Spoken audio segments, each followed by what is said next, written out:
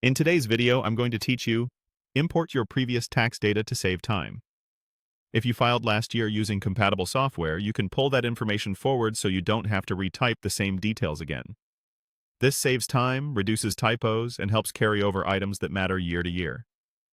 Before you begin, make sure you have a copy of last year's return saved on your computer or in a place you can easily access.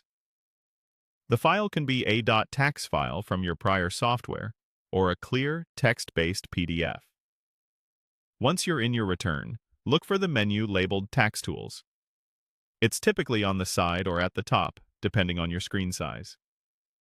Open that menu to reveal additional options that control setup, data imports, and shortcuts designed to speed things up. From there, select Tools. This opens a control panel where you can manage transfers, settings, and other helpful utilities.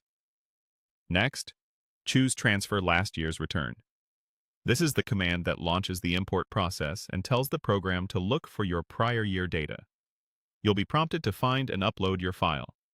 If you have multiple versions saved, pick the most recent complete return for last year.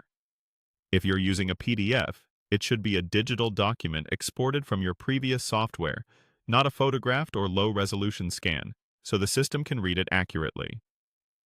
After you upload the file, simply follow the on-screen prompts to import.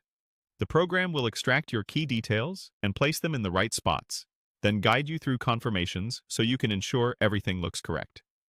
Take a moment to review what's been pulled in and make small adjustments if something has changed since last year, like your address or household details. If the system flags anything it can't read, it will let you know and ask you to enter just that piece manually. A few quick tips as you go. Keep your original file untouched as a backup, and if the import doesn't recognize a PDF, try using the .tax file instead if you have it. Make sure the file isn't password protected or open in another program while you're importing, and choose the correct tax year to avoid mixing data. That's it.